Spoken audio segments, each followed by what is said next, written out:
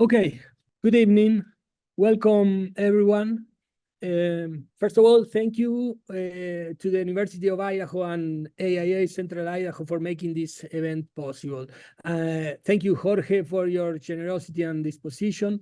Today, we explore Emerging Tokyo, Designing the Spontaneous City by the architect and professor Jorge Almazan. This lecture will offer a glimpse into Tokyo's urban narrative. Jorge Almazan is an architect and associate professor of Keio University in Tokyo. He has a PhD from the Tokyo Institute of Technology, and it's known for his award-winning community spaces and public spaces intervention. A studio lab supervised by Jorge is an architectural studio and research lab at Keio University that promotes interdisciplinary research and architectural and urban design work with social awareness. The book Emerging Tokyo explores, at least to our Western eyes, the enigmatic megacity of Tokyo, showing its unique urban spaces and the concept of spontaneous urbanism. It offers an insight into the city models of urban success and proposes a model for other cities to replicate its quality. The book shows in a profoundly fascinating way how cities of this size operate in the urban territory. In that sense, at the University of Idaho, we are currently teaching a seminar course, Emerging City, Designing the Spontaneous Voice, drawing an analogy to the book's structure and pedagogical approach. Boise is an atypical mid-sized American city that is in a pivotal moment of transformation. And through the analytical lens provided by Emerging Tokyo, we intend to anticipate its growth while maintaining its unique urban characteristic. And why not provide a reference in the region on producing innovative urban design. I hope this conference will serve as a reference for architects and urban designers, inspiring students to take a fresh look at the evolving urban landscape of our cities. And finally, we can capitalize on the lesson of Tokyo emerging urbanism as interpreted by Jorge Almazan and apply them to our cities, neighborhoods, blocks, and streets, striving to create cities that are not only adaptable and vibrant, but also intimate and human. I live with Jorge right now, looking forward for a sharing, a stimulating event and visionary ideas. Thank you very much. Thank you, Emiliano. Well, thank you for your very kind introduction, and thank you for to the University of Idaho, the College of Art and Architecture, and of course to the AIA Central Idaho for this opportunity. I'm going to talk about, I'm going to present for about 45 minutes. And after that, I would like to start a discussion with all of you, because I think that's the most interesting part, probably how we can, kind of establish these conversations between different cities and learn from each other. Today's lecture's title, I think you can see my slides, right? Is is the title of the book. And Emiliano already introduced me, but although I'm talking here about cities, my education, my training, and my basic daily activities are more revolving around architectural design. And just as a way to introducing myself, here in Japan, I have been, let me see if this works. I have been working on basically on renovations and basically in more rural areas, in projects related with urban regeneration in areas. As you know, in Japan, many areas are shrinking now. They are in the need of new ideas because the population is decreasing. I have been also working on many of these areas, how we can activate public spaces, because one of I think that's something in common with American cities. Many of these shrinking rural areas are intensively car dependent, and they don't really have or they have lost many of their public spaces. But I have been also working on more central areas in Tokyo, like more commercial spaces, more commercial projects. And this experience has helped me to kind of be in touch with regulation, with the usual constraints that any Japanese architect would face, and also the loopholes that they use in order to kind of manage to build their projects. But today I'm going to introduce more the other side of my professional activities, which is more related with research. And it is about this book. On the left side, you can see the cover in English, and on the right side in Japanese. I mean, they were both published almost at the same time, and they were also produced and written almost at the same time, which is also an interesting thing, because you know, I always had to kind of jump between Japanese and English in order to, and then there was also feedback between both versions. It was published in 2022, so I think it's very soon. It's going to have like 2 years. But before starting talking about Tokyo, let's kind of try to grasp its scale and understand a little bit what we mean with Tokyo. I made this slide in which you can see on the left side, you can see what we call the Tokyo 23 wards, wards like districts.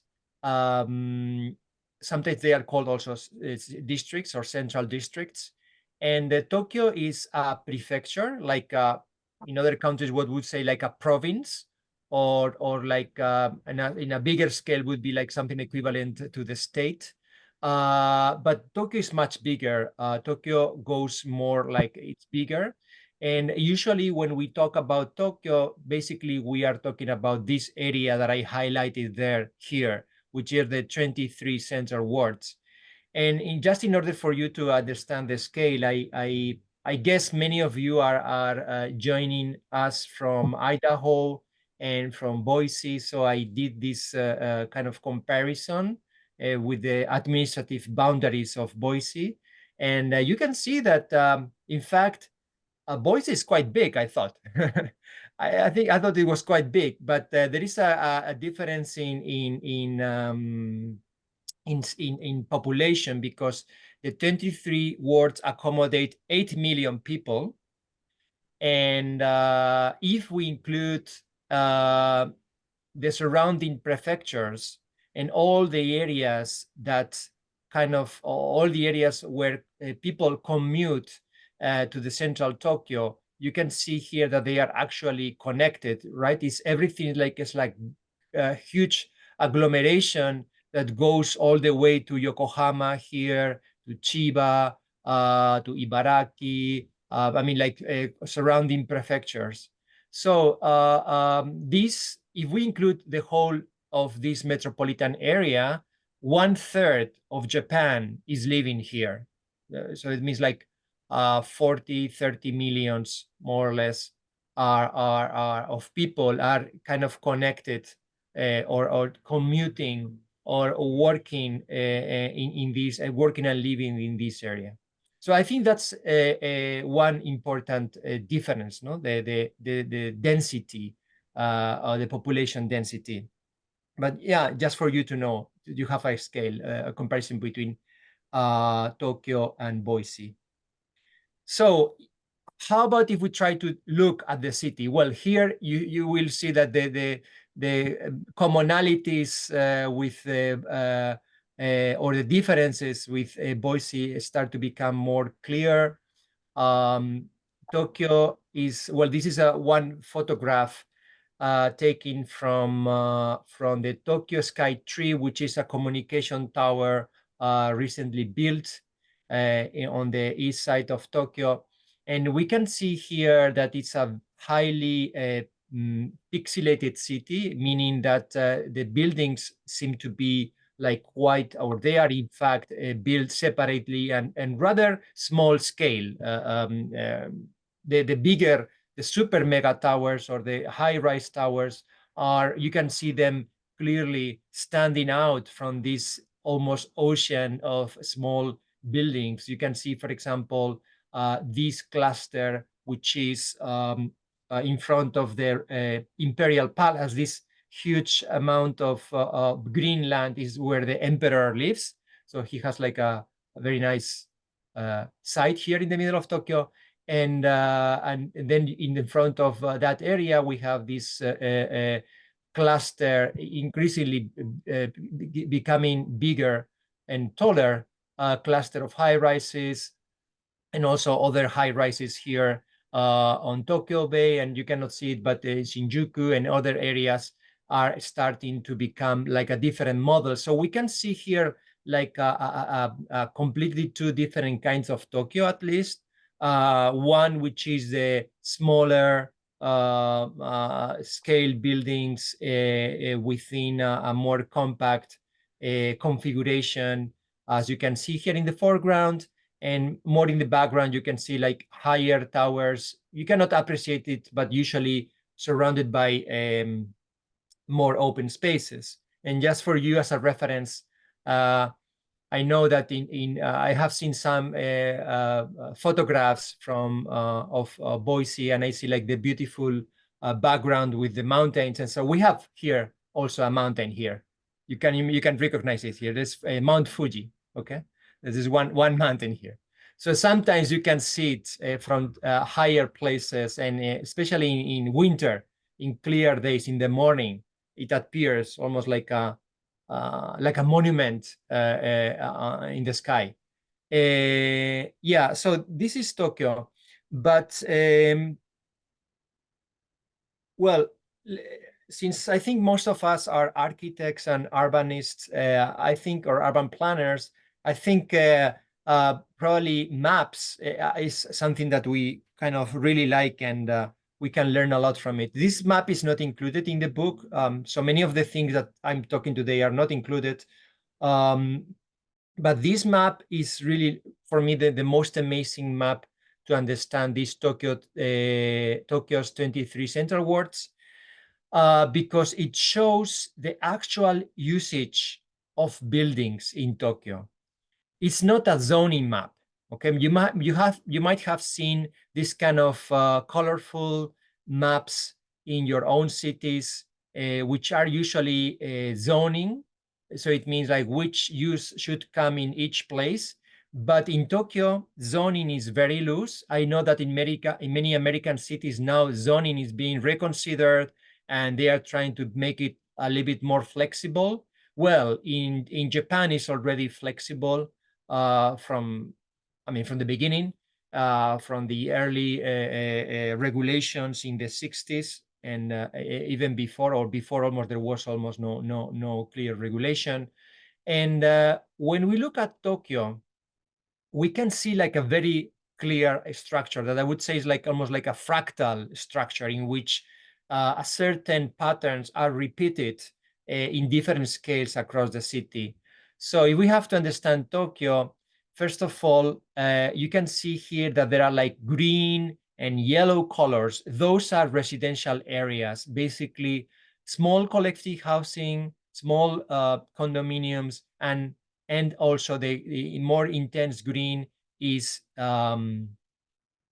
single family houses. So you can see that most of Tokyo is made of single family houses, and most of them are made of wood. 70% of Tokyo is wooden, is made of wood, which contradicts a little bit our image of like super high rises and super modern concrete buildings. Most of Tokyo is like is single family houses in wood. And then you can see here more like red and blue colors. Those are commercial areas. And you can see that there is a huge commercial area here at the center, which is the historical core of Tokyo. But also you can see that there are smaller areas. These are the sub-centers. So Tokyo is a polycentric city, and these sub-centers are linked by the Yamanote line, which is a loop line like this. But not only that, but you can also see here, maybe it's different to appreciate like some clusters again of these blue and colors, which and purple colors, which are again like smaller centers or smaller clusters of commerce, which are again connected by railways. You can see here some. So we can see that it's like a city in which there is one big center connected with one big line, which links to smaller centers. And then this big line is connected to the suburbs here in a radial way. And along those train lines, there are again like subcenters. And basically in each of those smaller or bigger centers, you find the same elements. So it's really like a fractal structure. Okay, so I was mentioning at the beginning that there seems to be like two kinds of Tokyo, but this is a quite recent phenomenon. Tokyo was basically, as you could see in the both in the map and in the photograph that I show you, it was rather, let's say, comparatively smaller or lower scale. And since the 80s, and especially since the 2000s, there have been a series of new regulation frameworks that are incentivizing large-scale redevelopments like those that you can see here on the screen on my slide. So basically, these are the kind of, maybe we don't need to explain much, but in contrast with the surrounding areas, they consist basically of towers, of office towers, and smaller condominium towers connected by a kind of shopping mall-like space, a kind of privately owned but publicly accessible space. And we can see this same pattern replicated all across Tokyo.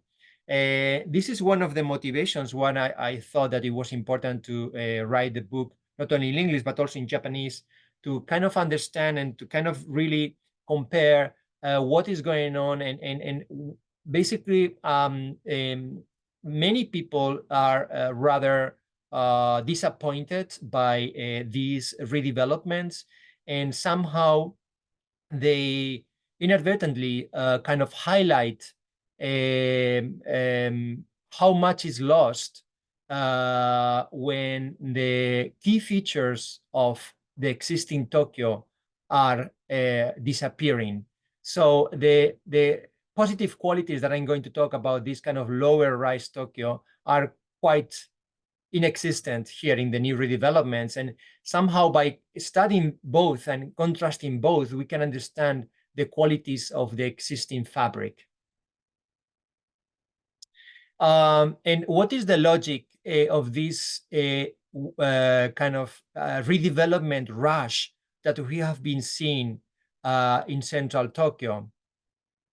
The logic is very similar to what Le Corbusier already proposed 100 years ago already. You might remember from your history class, architectural history class, this image in which Le Corbusier was proposing demolishing this area of Paris. You recognize here the Seine River, here is Notre Dame, and here's the Louvre. And he was recommending to kind of demolish all this area, which if you have been to Paris, is quite probably one of the most interesting and beautiful areas of Paris, demolishing all of it and making a rational city of towers with open spaces, with light, with ventilation, etc. And of course, you know that this was not realized. But in many other cities in the world, similar redevelopments or similar transformations were actually implemented.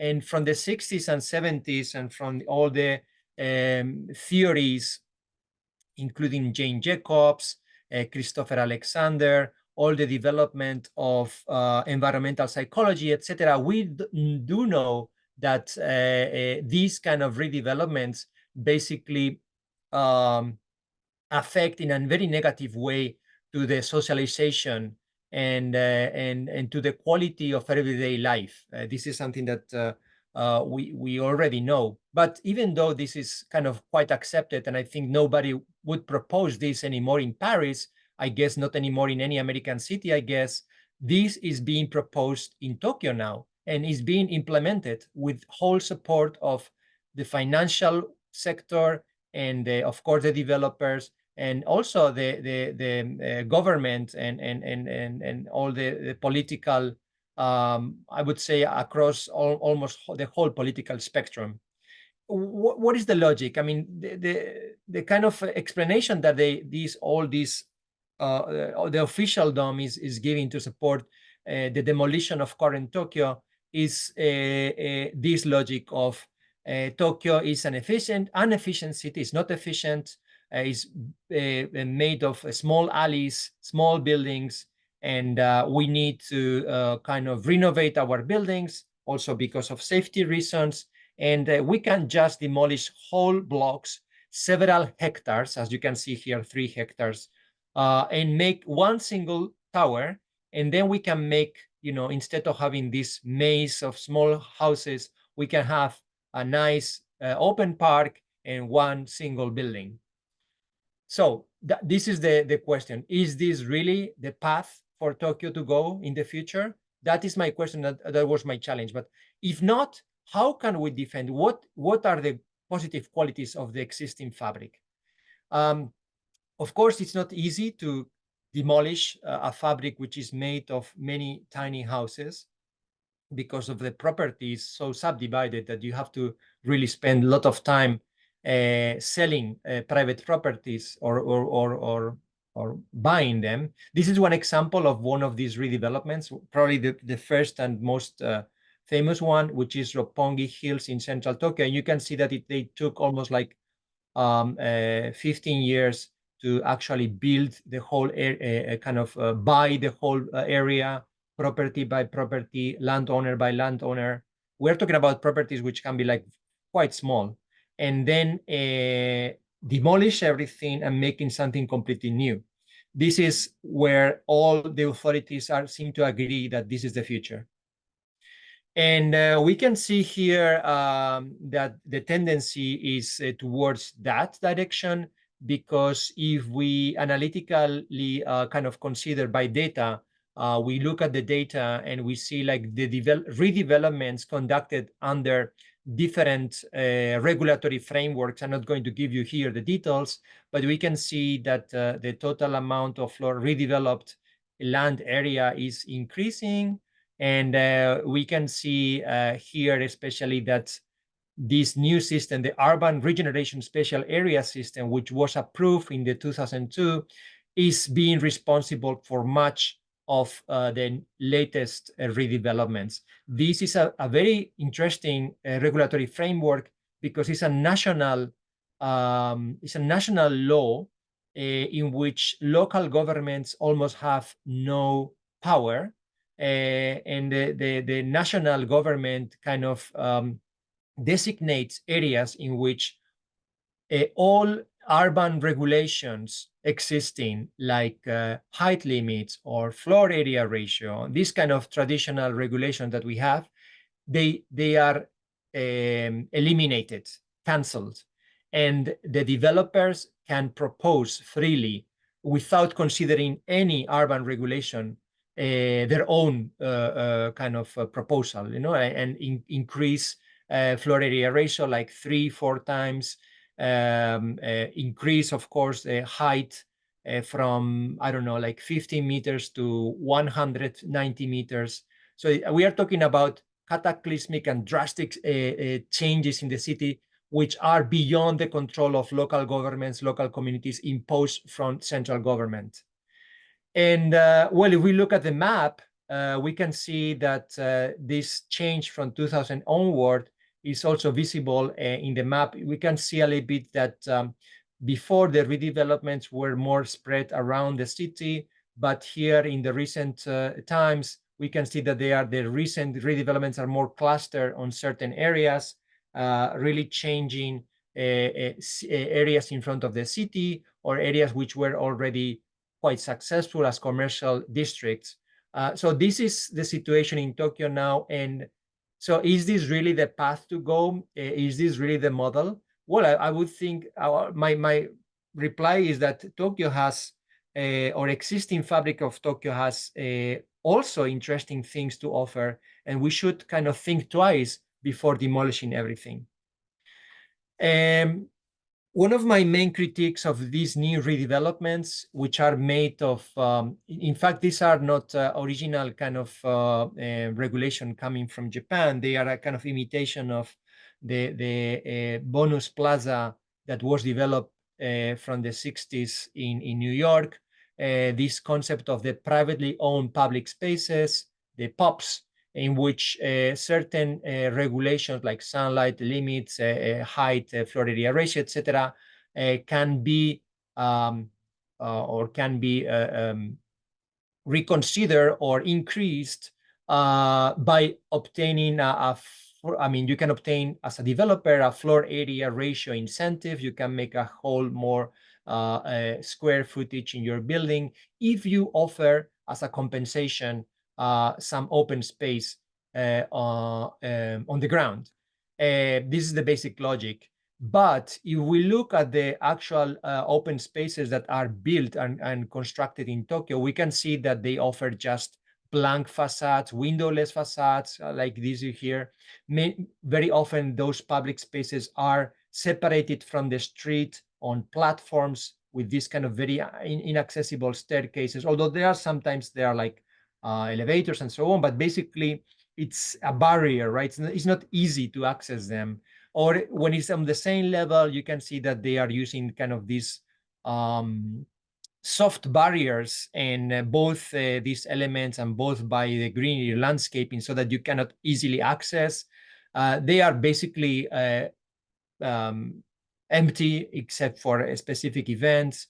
And basically they forbid almost everything, like even like taking some drinks or something, and not even alcoholic drinks, just normal drinks. You cannot drink outside. You cannot sit. You cannot take a bottle of water and sit outside. So these are the new spaces that are being offered as an exchange for this kind of probably like increase in floor area ratio, which in principle was limited in order to offer sunlight, ventilation, etc. So so was really Tokyo so bad that we need to demolish it, even in exchange of this kind of low quality public space? Well, I think if we start looking at Tokyo in a different way, maybe we can understand its qualities. And the framework that I'm using here in the book is the framework from complexity sciences, particularly this concept of emergence. Maybe you have heard about this concept. Emergence means the creation of order and functionality from the bottom up. The classical example would be the flocking behavior of birds. When we look at birds, they are always like flying in these formations. And we know that, in fact, the bird here at the tip of the arrow of this formation is not the leader. He's not leading all the birds, because when they change, another bird takes the same position. So they are following just local rules. There is no master planning. There is no central brain. There is no leader. We can see that in nature, we can see that order can emerge from local rules without the necessity of a strong top-down master planning. And I think this is basically what is happening in Tokyo. In a way, we can interpret it in the same way. And I have been also giving lectures to people, for example, from the Santa Fe Institute in New Mexico, who were very interested in these concepts. And I know that lots of people in complexity sciences are also studying cities from this viewpoint. So I'm not, of course, originally in this regard. But for me, it was important to kind of give examples of how this concept actually works, how this concept actually can be tested in particular cases. And the book kind of addresses 5, let's say, typologies, 5 kinds or 5 types of urban spaces, which illustrate, from my viewpoint, quite clearly how this emergence, how this urban emergence works. Here you see again the 23 wards here, and I'm plotting. I don't have time to explain all the patterns, but you can see here in the red areas basically are the areas where these patterns are located. You can see that they are located with certain distributions, but you can see them across the whole Tokyo. And you can also see, of course, and this is something that I don't have time to address in this lecture, that they are connected with the public transit, especially railway infrastructure. So one thing that is very important to consider, and you can see here in this map very clearly, these black lines are the railway infrastructure. So you can see that Tokyo, even in these suburban areas, is quite densely kind of traversed by public transit. These are not car-dependent suburbs like most of the American suburbs, I guess. It's really connected to public transit, and this makes a big difference. But this is quite known. So although this is important, I think it's also important to start thinking about other elements of Tokyo besides the famous public transit that are also as important as transit, in my opinion. So I'm going to start with some of these examples. I think I don't have to address all of them, so just some glimpses. First of all, I would like to start with the Yokocho alleyways. The Yokocho alleyways are these warrens of lively micro-scale bars centered around these alleys, which are often located in commercial districts very close to train stations. This is the most famous one. Is Golden Gai. Golden Gai. Gai means like city or district, like Golden City or Golden District in Shinjuku. And everything here is about smallness. We see that certain, I mean, these are the streets, the alleys.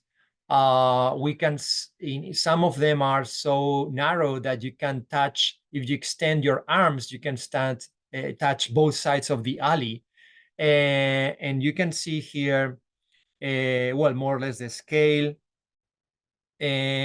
Interestingly, I think this is one of the most clear examples of emergence, because like the flock of birds here, each bird is the element, the unit here in this case is this micro scale bar. This is one example. This is a rather big example because there are smaller ones in other areas. Just to give you an example, this is like 22 by 7 point, almost 8 feet. So these are quite tiny spaces. But you can see here, and the book is full of this kind of diagrams, sections, isonometric. It's a book also for architects and by architects, but in which you can see actually how this space is actually used with all these dimensions, etc. And the interesting thing is that although it might seem, particularly, I guess, from an American viewpoint, it might seem like super tiny compared with the kind of larger spaces that we can see in at least in my experience, in many American establishments and, of course, houses. We can see that the owners, because we conducted interviews with many of them, they see advantages in this smallness. They mentioned that since they are small, rents are very cheap, so they don't need like a big capital to start a business. They offer a like good location, central location, in very close to the station, and of course this gives a lot of exposure to a huge flow of people and customers, potential customers. They mention also that by using this small scale, they can manage by themselves. So very often, they are also, not only the bartenders are also the owners, and they can manage the space without hiring any staff. They say that smallness also fosters communication between customers, but also between the customer and the bartender. And this is something that if you go there, you will experience it immediately. I mean, it is so small that you are kind of, communication happens naturally, and everyone goes there with that intention. And the smallness also gives them complete freedom. And in fact, this freedom is quite interesting because once you give people freedom to select their own music, the bartenders or the bar owners select their own drinks, atmosphere, the kind of people that hang around there. They create like very unique and very idiosyncratic spaces. And it's one of the beauties of going to these places that you kind of go to completely different kinds of art. This is really tiny, but each one is completely different kind of people, different kind of atmosphere.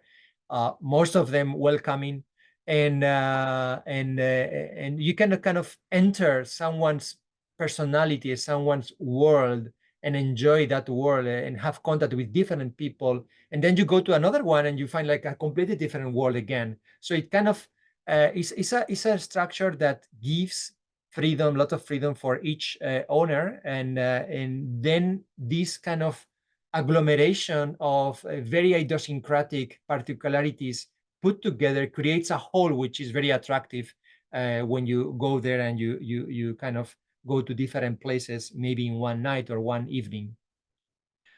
This is another example. This is probably one of the tiniest that I have found in Tokyo. This in this case is like 5.6 by 11 feet. Really tiny. And again, it's the same principle. But for me, rather than describing like each bird of the flock, each unit, I think it's interesting to see like what are the rules, or what is the emergent orders that appears as a result. I think I mentioned it a little bit. And we also try to make it visible by cutting and sectioning pieces of the city like this, in this way, in which we show like three-dimensional spaces and also activities. And well, it's not here, but the book includes labels and explanations. And we can see here the density of these kind of small worlds put together very close to each other. But independent. So you don't really need to care about the neighbor. You can do your thing here. And even though that is true, they tend to collaborate. So there is as a whole, they create a structure of collaboration and competition at the same time. They compete with each other, and this has like some kind of market effects of trying to improve things because of this kind of competition. But they also collaborate a lot, and they share, many of them, they share toilets, or they put together money to improve the streets, etc. So together they create this kind of ecosystem of competition and collaboration, and they construct what economists would describe as an economy of agglomeration. An economy of agglomeration meaning a place where different business cluster together, and they manage to create, even if those businesses are small, they manage to create a very creative hub of innovation and ideas, or in this case would be like innovation in the drink or like the restaurant sector, right? So I think it's an example in which small units put together, giving each of them freedom, almost without rules. Together they can create an overall economy of agglomeration, and also an overall character, because each of these yokocho has a certain character as a whole. If you go to Golden Guy, you will find certain kind of people. It's certain kind of mood. If you go to Nombe Yokocho in Shibuya, it's a different thing. So, but this is not design. There is no like branding strategy. There is no developer who has decided what that character should be. The character has emerged through the decades. One more example are the Zakkyo buildings. This might be like one of the most characteristics. You might have seen these buildings, these kind of multi-tenant vertical buildings with very slender and usually covered by these neon lights and these signboards. And probably you are familiar with them because you have seen like almost all Hollywood superheroes, like, well, I don't know if it's a superhero, but Kill Bill or Lost in Translation and Wolverine, like all the Hollywood movies, they have like some kind of scene in which the hero goes through these kind of streets because they are very iconic, right? It's this is something that Japanese themselves, they sometimes they don't realize because they consider that these buildings are rather unsightly and not really something that they want to show to foreigners. But in fact, when we go to these cities, we find it fascinating. But I think the most fascinating thing is when we start understanding what is going on inside. And what we can see here is, if we cut through those facades, is that in fact this cluster of buildings work as a kind of collection of verticalized yokocho, verticalized alleys, in which like very narrow buildings have been growing upward, and each floor usually has one independent business and are connected usually by staircases or one elevator which is directly connected to the street. So I think these buildings have managed to verticalize this concept of yokocho in a very successful way. And I think we can say it's successful. And I have discussed this with colleagues in the sector of real estate. They consider these buildings very attractive because now office buildings around the world are becoming less used, and it's difficult to reuse them. But in this case, we can see how these buildings have been successfully adapting through different economic situations. So this is a chronological chart or chronological section of what was going on each decade along one particular facade of Zakko buildings. And we can see here, we like kind of check what was going on each floor. There are records of historical records. It takes a lot of time to gather all this information, but the aggregate result is that we can see that at the beginning in the 50s, most of them were offices, and then slowly office use started to decrease, but then we have more restaurant, recreation, etc. And this is something that might be a kind of possible future for many other cities in the world. What to do with these smaller size office buildings? They could be accommodating other uses like more recreational and services. And we can see that these buildings are very adaptive, precisely because it's very flexible, and there is no much of a kind of zoning restrictions on them.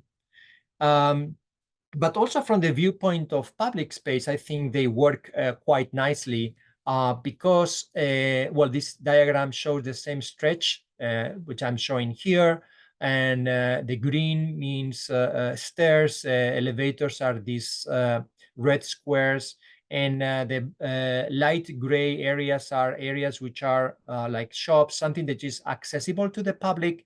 And we can see that these buildings are actually very open to the street. They interact with the street. They kind of necessitate this kind of interaction with the street because their plots are quite narrow. So something that in principle could sound like inefficient from the viewpoint of a single real estate business, it's for the city can be quite beneficial because you have like a very active edge. You have like a street which is open with doors, with elevators, with people, with shops, etc. So it's a very safe street because you always have people around. It's very lively. So it creates it doesn't kill. I mean, the fact of verticalizing or densifying the city, as very often happens with other configuration, that fact didn't kill the liveliness of the street space. And well, I don't have much time left, so I'm just going to mention that under-track infills happen to work in a very similar way. There are like many spaces under the tracks. I mean, there are many elevated infrastructure, both railways and highways also. And very often, not all of them, but in many cases, we can see that those spaces, rather than becoming abandoned spaces or dangerous, noisy, dirty spaces, they become very lively. And this is, again, the same principle applied with this kind of small businesses, giving freedom to them, allowing more like a less regulated but small scale colonization of spaces, which has made these kind of places not only avoiding becoming like barriers and between districts, but actual magnets of public space in which people actually gather here under the rail tracks. Well, you can see here how this works with all the small businesses, etc. But just very fast, because I only have 5 minutes left, it's very important to highlight the fact of this permeable configuration, the permeable facades in which people are allowed to interact with the building. You can cross through, you can put things outside, etc. So this permeable interaction with the public space is one of the most important things, most important factor why these spaces succeed, although they are in a very difficult situation with vibrations, like dark spaces, etc. This is almost the opposite to these shopping malls and like kind of spaces that I was showing at the beginning, with these blank facades, no interaction. I mean, this could be done in another way, and we can see that Tokyo has managed to kind of made a successful use of these very difficult spaces. And well, we could also talk about dense low-rise neighborhoods. I don't have much time left, but just a couple of words. As mentioned at the beginning, most of Tokyo is kind of low-rise. Is this kind of ocean of green, which I was showing at the beginning, which is like single-family houses. This is kind of intermediate situation in which we can see like small condominiums and some single-family houses mixed.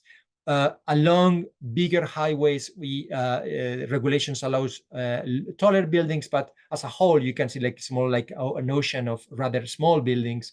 And we can see here that, well, my first reaction was that this was kind of failed urbanism, in which there is not so much of open space and qualities. But in fact, we can observe, and I'm going to skip this. This is a historical evolution in which we can see that 100 years ago, or more than 100 years ago, it was really like almost there were agricultural fields or even forests, and very rapidly they developed. And these kind of rather informal spaces are in fact very, they are cared for. Lots of people put greenery outside. There is a kind of conviviality in them. The spaces are very safe because this kind of maze-like configuration that you can see here of small alleys, they force cars to slow down and drive safely. And there is also a nice interaction or mixture between commercial and residential spaces. And this is a little bit one of these results of these zonings that I was talking at the beginning. So I don't have much time to talk about this, but the same kind of principles apply also to residential neighborhoods, or we can find similar principles. But just to summarize, what would be those principles? Well, first of all, we have to understand that many cities are becoming, including not only Tokyo, I mean, many other cities around the world are kind of becoming, taking a different model of urbanism, which is the corporate-led urbanism, in which authorities and master planners or urban planners are kind of giving up, or kind of not taking responsibility anymore of urban planning and letting urban planning into the hands of corporate and real estate developers. While we see here in Tokyo a kind of emergent urbanism that was developed basically after the war and still exists in most of Tokyo. And if we had to kind of establish certain abstract principles, maybe I would summarize them with this in this table. On the left, you can see the corporate-led urbanism. On the right, you can see the emergent urbanism. And here you can see like different aspects of the city. We can discuss about this in detail, but just to mention a few of them, when we talk about what is the dominant power center, we can see that in corporate-led urbanism, there is a single large corporation that controls huge amounts of land, while in emergent urbanism, we have like numerous owners and operators. The economic strategy in corporate-led urbanism is more like through economies of scale, making bigger buildings, taller buildings, while we see like economies of agglomeration in emergent urbanism. We can see that the scale in emergent urbanism is smaller scale, that the boundaries are permeable, while in corporate urbanism is more like larger scale and more exclusionary boundaries. And maybe the most important part would be this method of creation, because in emergent urbanism, we can see that cities or districts are allowed to evolve from the pre-existing fabric in a bottom-up, emergent, and incremental way, while in corporate-led urbanism is based on this kind of cataclysmic changes in which whole districts are demolished, and there's a top-down new management, usually like these huge real estate developers, which transform the city from the scratch. I believe, of course, all cities need to renovate and need to grow and need to change, but there is much to learn from this emergent urbanism, and we should start taking, like paying more attention to the qualities of emergent urbanism. And one, I think, prominent example is definitely Tokyo. And I think that's the end of my talk. Thank you for your attention.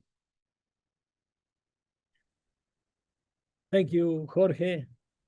Really appreciate the talk, and I think it's really interesting the topic in terms of what Tokyo maybe has to say about its quality, but also with the analogy that we can link and provoke with this type of cities that are kind of like Boise in the middle of a kind of a place, and still has the opportunity to recognize the emergent like qualities. No, I wanted to open the discussion for the audience. So if you wanted to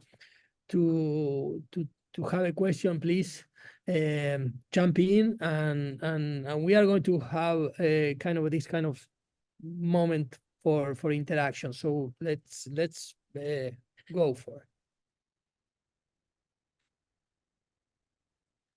I guess I have a question. So there was a diagram that you showed that had like the progression of like the use of buildings in Tokyo, and there was like a high number of offices in the beginning, and now they've become less and less with more restaurants and everything. Do you know why that is? Like, is that because they've just moved to different locations, or more people are working from home, or like why is the city center just less offices? Okay. Yeah. Well, that was one particular stretch of the city, but it's representative of a tendency that is happening. I think. One interesting fact of current Tokyo is that, unlike most, I would say most American cities and probably most Western cities, offices are still used a lot, and we haven't seen this kind of this kind of abandonment of office space, which can be discussed. I mean, people in Tokyo after the pandemic went to the office, and everything became almost normal. There is no more like online life anymore. This is kind of related to particular things, but so this is unrelated to the pandemic. What we can see is that in many areas of Tokyo, they are, since zoning is very flexible, they kind of react very organically to demand of different areas. So in certain areas, you have like more restaurants appearing, like more entertainment, and then when that area becomes popular, then we can see that more tenants are starting to ask for recreational space in that area. And since zoning is very flexible, there is nothing that stops you from opening a restaurant or a bar or almost anything, any kind of mixture in a building which was at the beginning an office building. So we can see that process, but I think we can also see the opposite. We can see it's a little bit less common, because I think that in general, I would say that in commercial districts in Tokyo, recreational and services are more like expanding rather than offices. But we can also see some areas with the opposite phenomenon, in which originally it was more like an entertainment area, and then later that area became less popular. Like this happens very often, no? In any city, like some areas become popular, then they kind of decrease in popularity, and then you see again like offices coming back. So I think it's a kind of very organic. I mean, the city kind of reacts to demand in a very straight way. And I think that's the main reason for that. It's not related to the pandemic. Yeah. Thank you.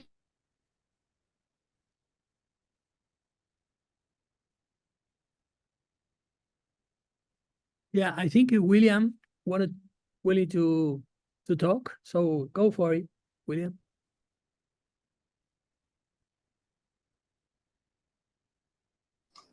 Yes, thank you. And Professor Almazan, please, thank you so much for the lecture, and congrats on the great book. It's really enjoying it so far.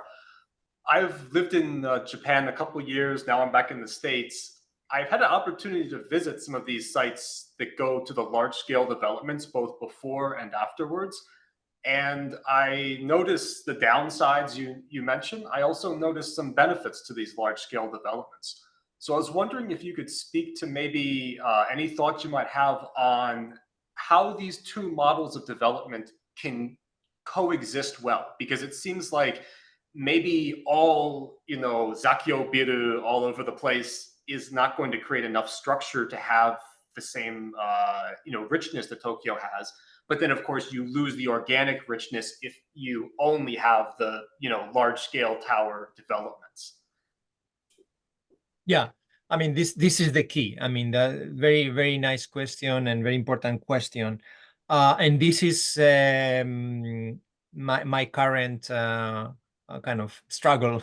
I have contacts with people in the real estate. Like I'm not this kind of in architecture, like usually like developers and real estate are seen as kind of a little bit the kind of like the bad guys, but in fact, they are really what is moving. They are really the core of the creation of cities, and we definitely need to collaborate and work with them.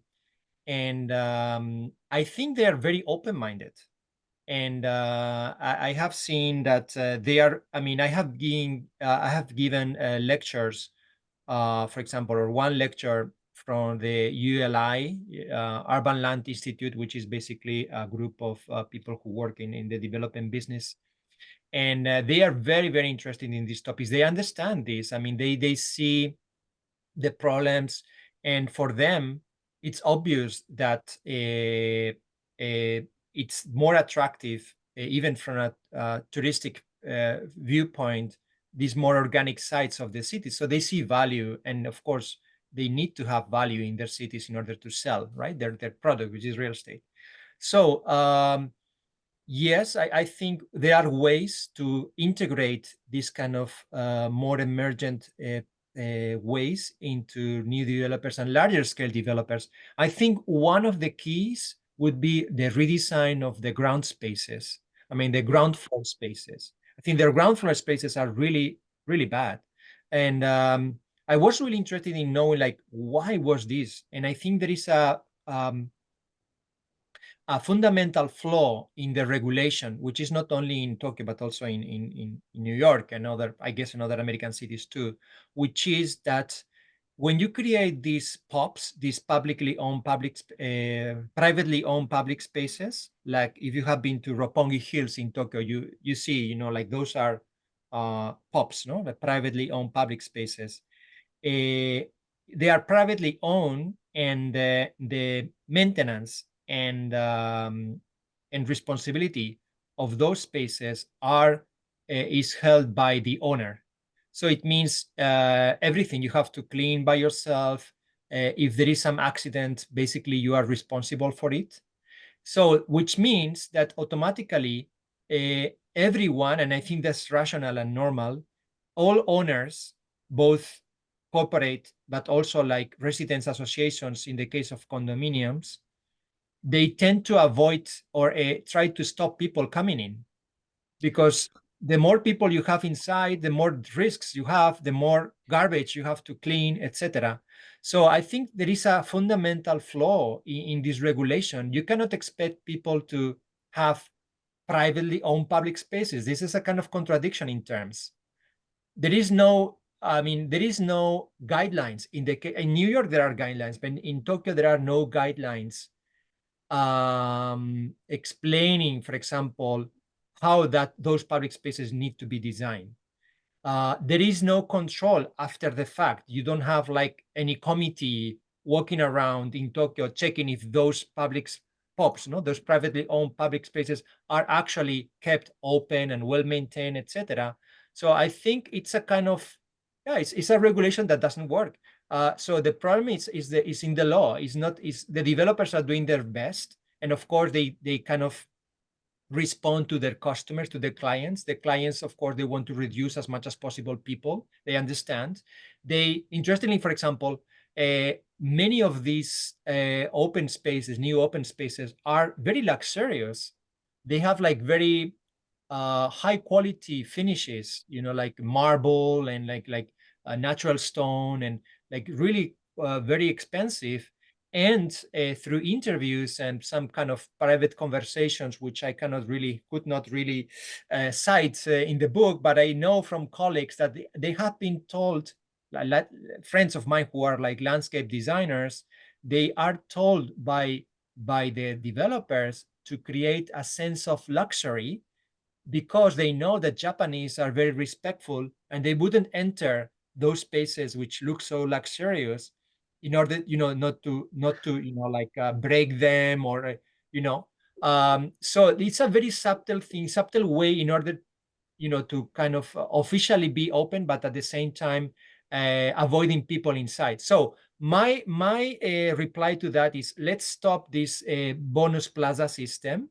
Let's stop this POP system, and let's allow, if we want as a city, more height, that's okay, more floor area, so let's densify.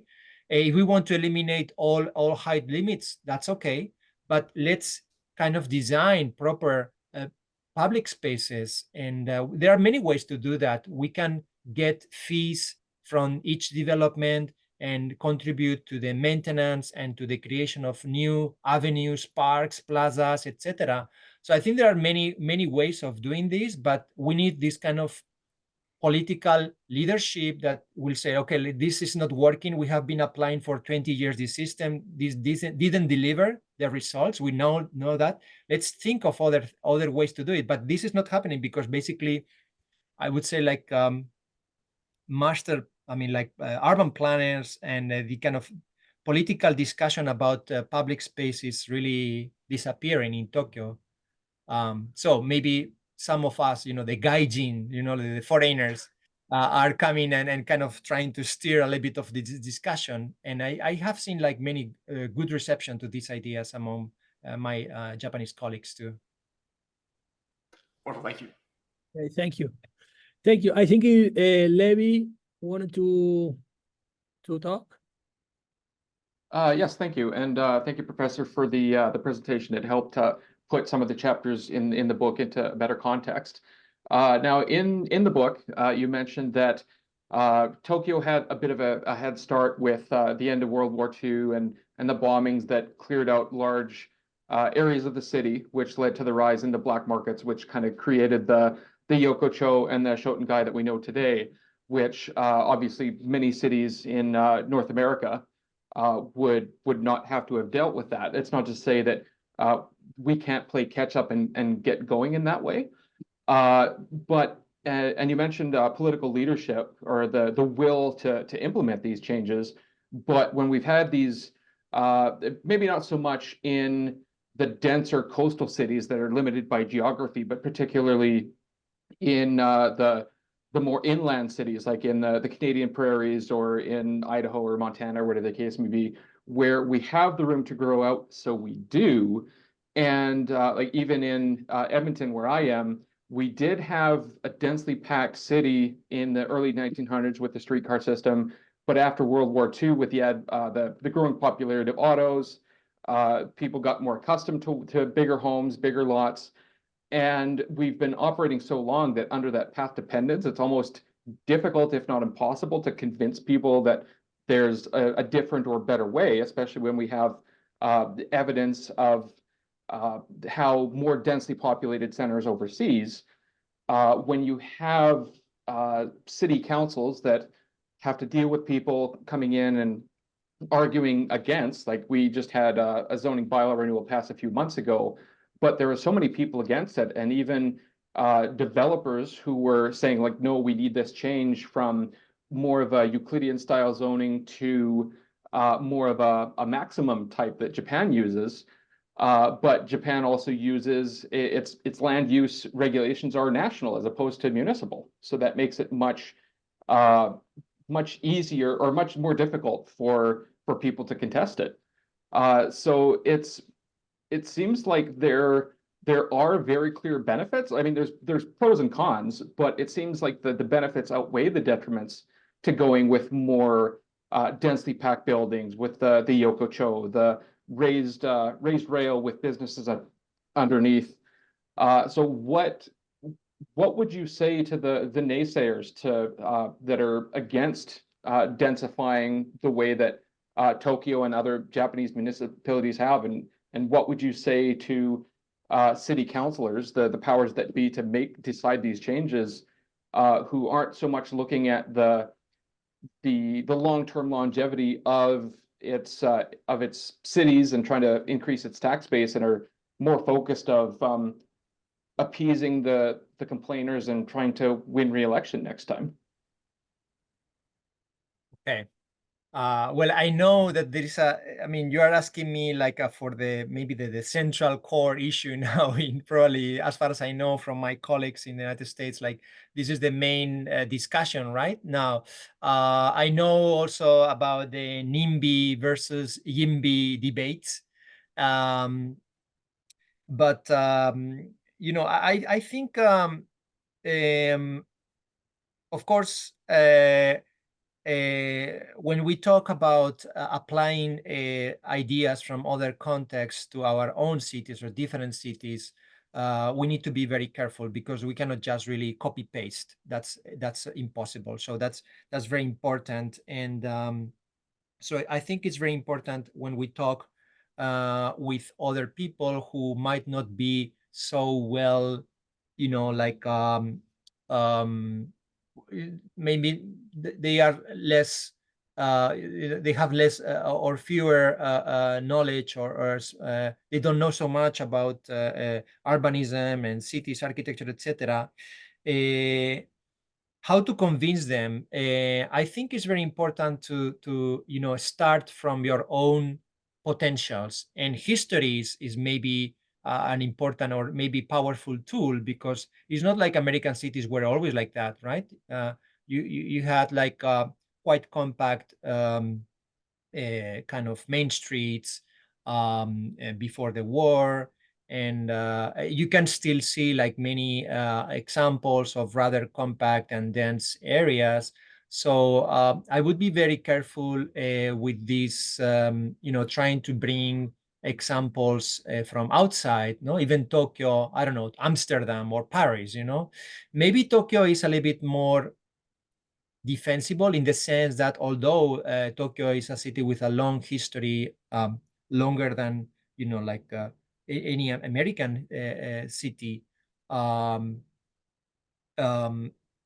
those in the South, I think that Tokyo, since it was demolished twice, as you mentioned at the beginning, in fact, most of what we see now is relatively new. For example, the Yokocho are only like 50 years old.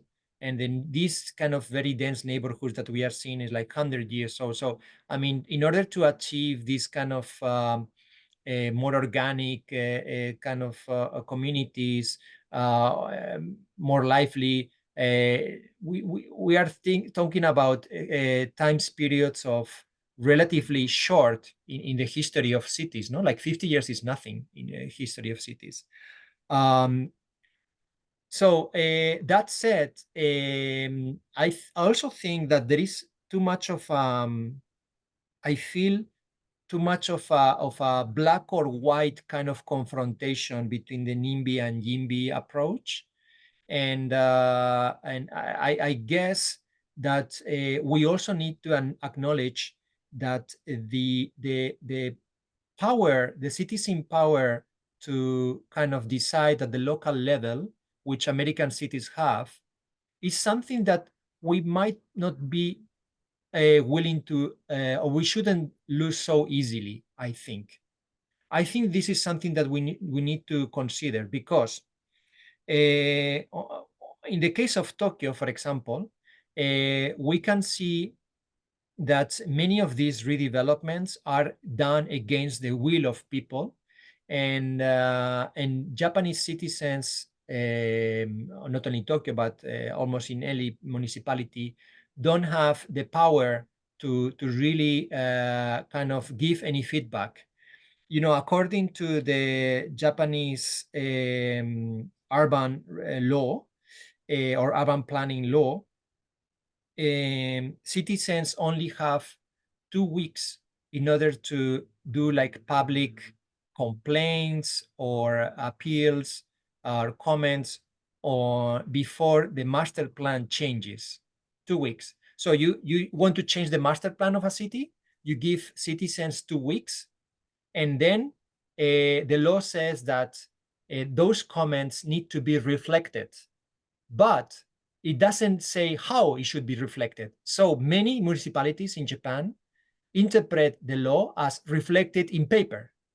So it means you can just say, okay, we have these complaints and this number of, there were these letters and they complained that the height limit should not be increased.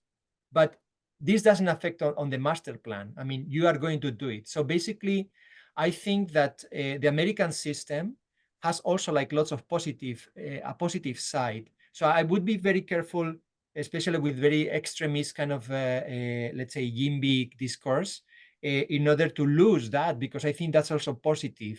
So how we can achieve a balance between this more organic dynamic change that cities need, especially in terms of climate change. We need less dependence on cars, we need more density, we need public transport, we need housing. I mean, this is so obvious in all cities around the world. How can we achieve that without kind of becoming a top-down kind of authoritarian model? That's very important. And I like exploring responses. I'm developing now this line of research, but I would say that maybe one principle could be the smaller the scale, the freer the hand. So we can maybe establish some regulation that allows lots of freedom in a certain scale, let's say, but becomes more restrictive when the scale grows. No? So because the impact is bigger.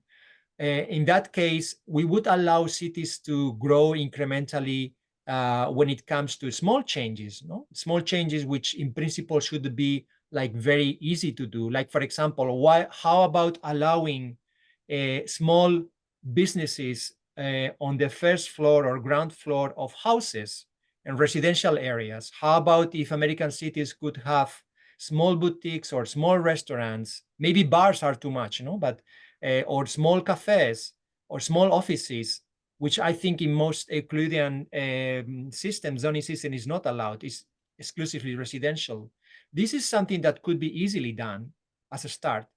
And then, of course, when it comes to building like 20-story high condominium, then I think in that case, I think it's more important to have a lot of feedback from the citizens, because the impact is going to be more obvious. So I think relating scale, a kind of more clear relationship between freedom and scale, without losing this capacity of citizens to actually, participate in urban planning.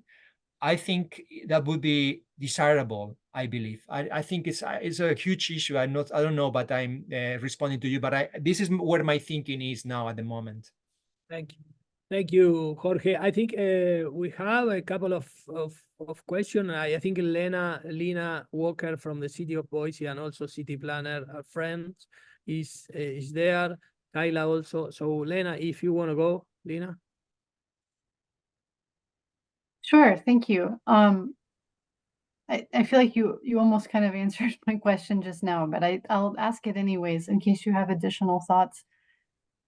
What you said made a lot of sense to me just now about the relationships between freedom and scale. And this is in fact something that at the city we've been really struggling with our new zoning regulations, of trying to find more flexibility and to empower more individual influence on the environment without exposing the community to the kind of destructive development that can come with those large scale interventions.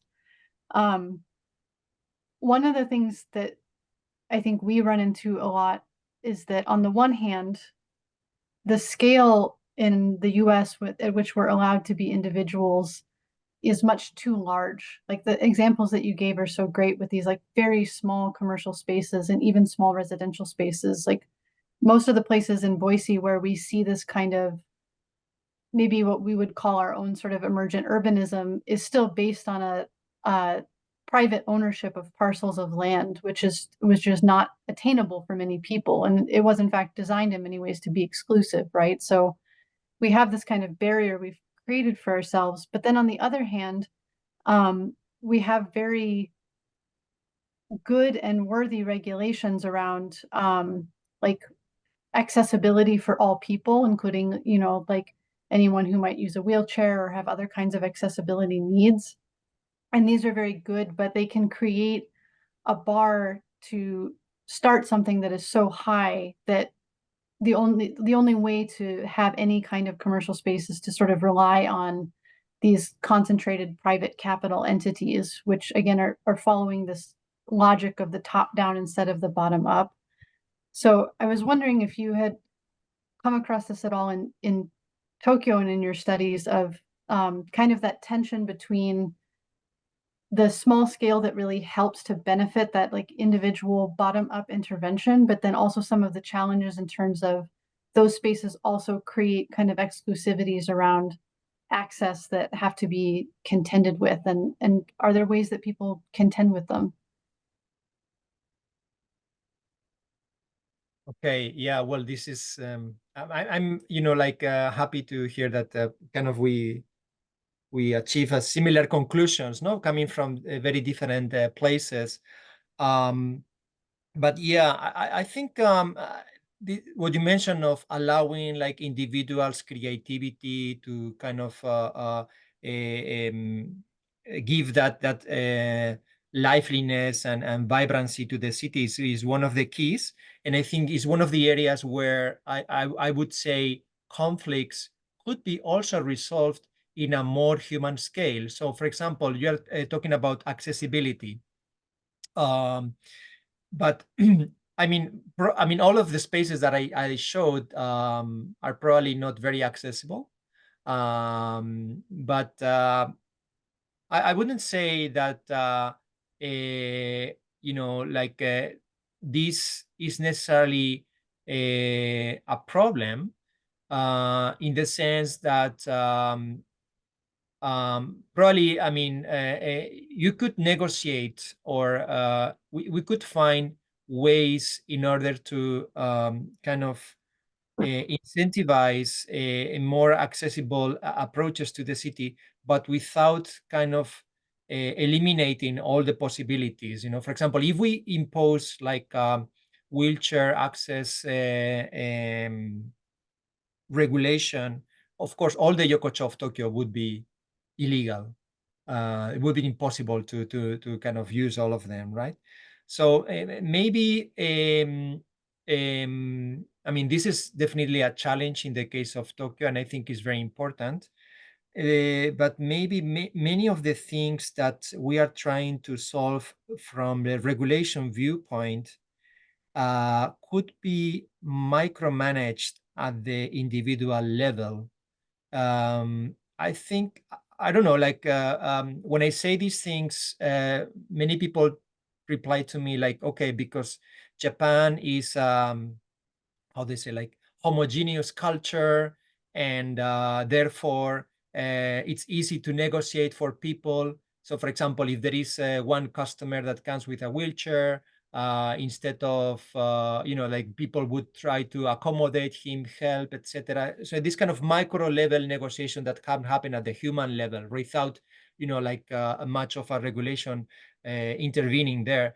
And some people say, okay, this is because in Japan you have like such a harmonious, homogeneous society. And I'm really against this idea, because I don't think that that's the case, first of all. And secondly, I believe that when people are allowed to see their faces and talk with each other and kind of put together, the normal thing is to be more civilized than rather aggressive in general, right? Or at least this is where a desirable city should be. So instead of kind of trying to control everything through regulation, maybe we should kind of allow these gray zones where conflicts could be resolved more in that kind of human level. I know that for the case of accessibility, this can be like a little bit difficult, but I guess it is worth trying, at least if we want to really allow really tiny spaces. I think maybe allowing, not the whole space to be accessible, but just one area, just in the front. I don't know what is the specific regulation in the case, I mean, in your particular case, but maybe like facilitating that flexibility so that we don't impose regulation that could actually kill all the kind of entrepreneurship from those small kind of businesses. Thank you, Jorge. Kyla, you are in.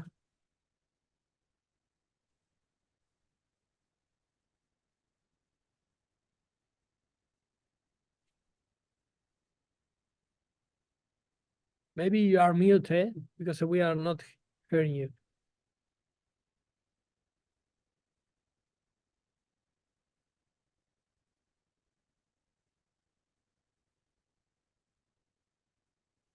No, we cannot hear it. No. No. Maybe she could. How about now? Now. Okay. Oh, yes. Okay. Hi, Jorge.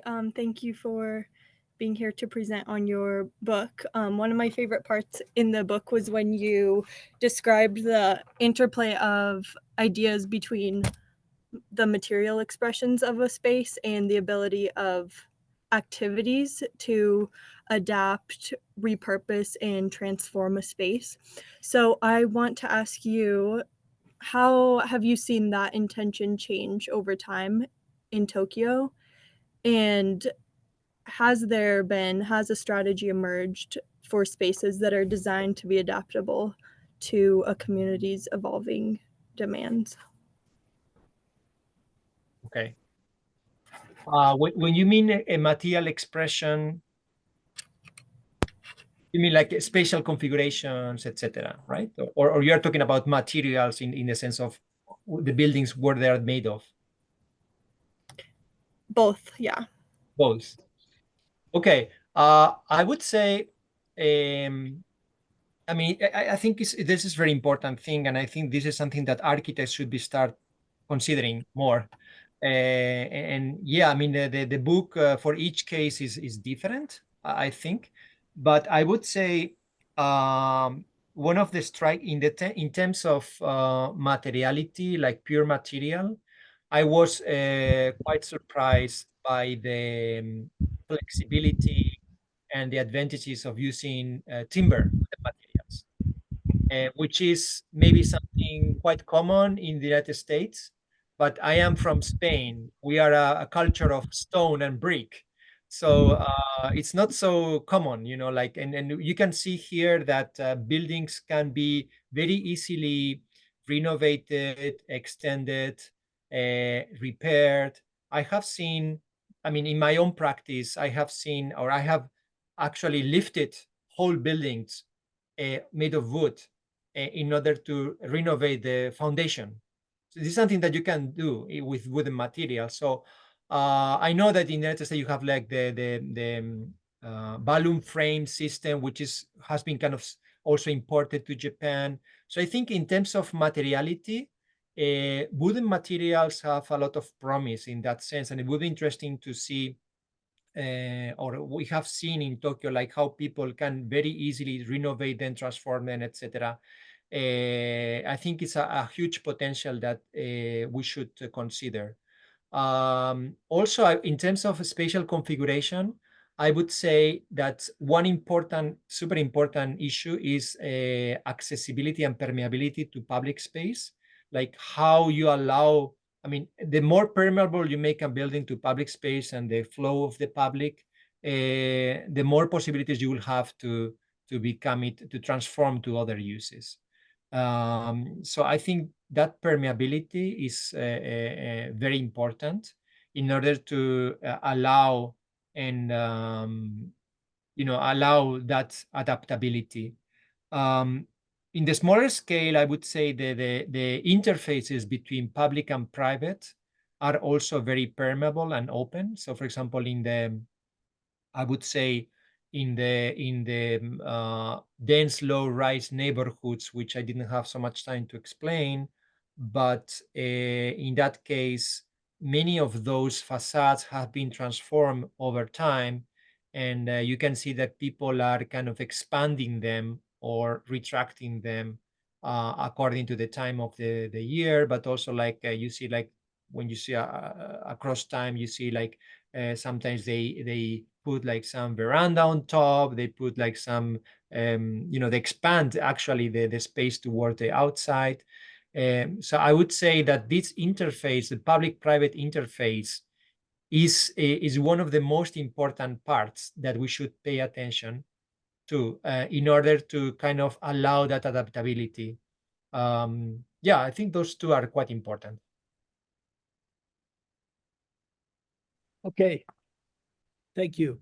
I think we are almost there with the time, and I think if someone has something to say, we can have the last question, or we can wrap up here. I don't know if here in the class we have any question here. Okay, so I don't know, Kyla, if you wanted to. I think you still have your hand, but yeah. So I think we are okay. Thank you, Jorge. Really, really nice talk, and of course we have many things to share.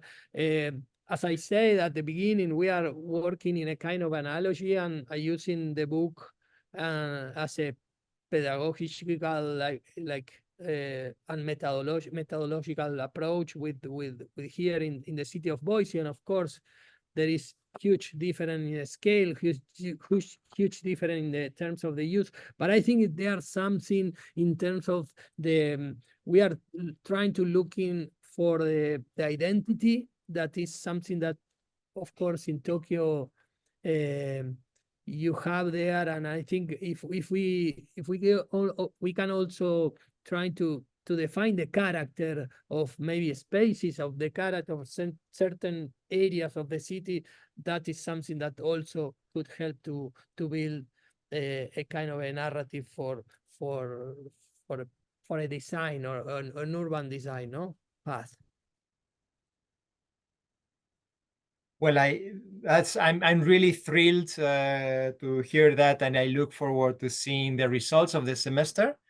And I would say, you know, like I'm really happy that you take it as an inspiration, but at the end, I really believe in the character of place, you know, like in the character of each place, its history.